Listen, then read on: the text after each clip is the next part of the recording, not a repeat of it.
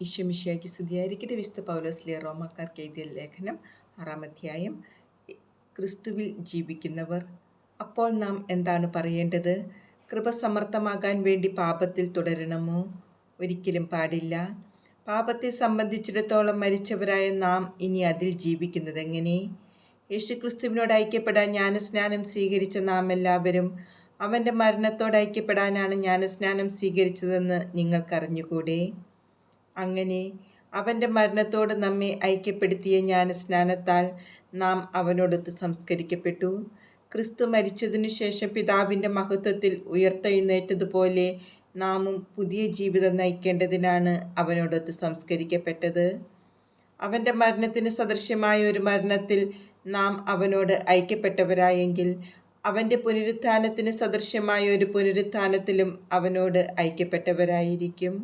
നാം ഇനി പാപത്തിന് അടിമപ്പെടാതിരിക്കത്തക്ക വിധം പാപപൂർണമായ ശരീരത്തെ നശിപ്പിക്കാൻ വേണ്ടി നമ്മിലെ പഴയ മനുഷ്യൻ അവനോട് കൂടെ ക്രൂശിക്കപ്പെട്ടിരിക്കുന്നുവെന്ന് നമുക്കറിയാമല്ലോ. എന്തെന്നാൽ മരിച്ചവൻ പാപത്തിൽ നിന്ന് മോചിതനായിരിക്കുന്നു. നാം ക്രിസ്തുവിനോട് കൂടെ മരിച്ചുവെങ്കിൽ അവനോട് കൂടി ജീവിക്കും എന്ന് നാം വിശ്വസിക്കുന്നു. മരിച്ചവരിൽ നിന്ന് ഉത്ഥാനം ചെയ്ത ക്രിസ്തു ഇനി ഒരിക്കലും മരിക്കുകയില്ലെന്ന് നമുക്കറിയാം. മരണത്തിന് അവൻ്റെ മേൽ ഇനി അധികാരമില്ല. അവൻ മരിച്ചു.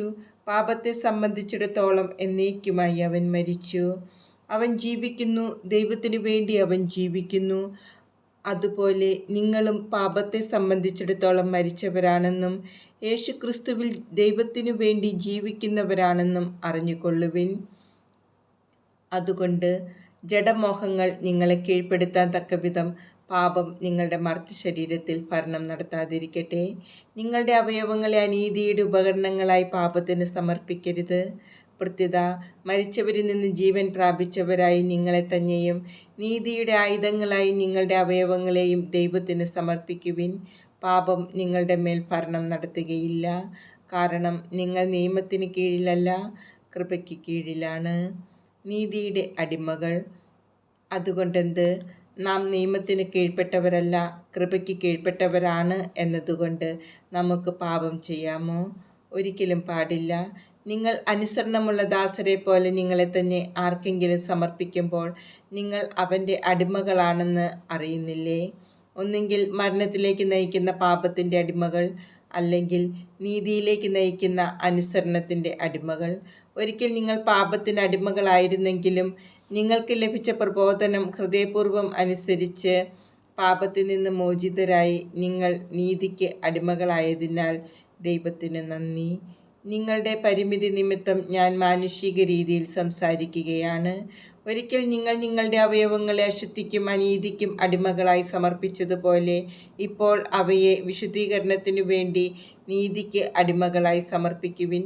നിങ്ങൾ പാപത്തിന് അടിമകളായിരുന്നപ്പോൾ നീതിയുടെ നിയന്ത്രണത്തിലല്ലായിരുന്നു. ഇന്ന് നിങ്ങൾക്ക് ലജ്ജാവഹമായി തോന്നുന്ന അക്കാര്യങ്ങളിൽ നിന്ന് അന്ന് നിങ്ങൾക്ക് എന്ത് ഫലം കിട്ടി? അവയുടെ അവസാനം മരണമാണ്.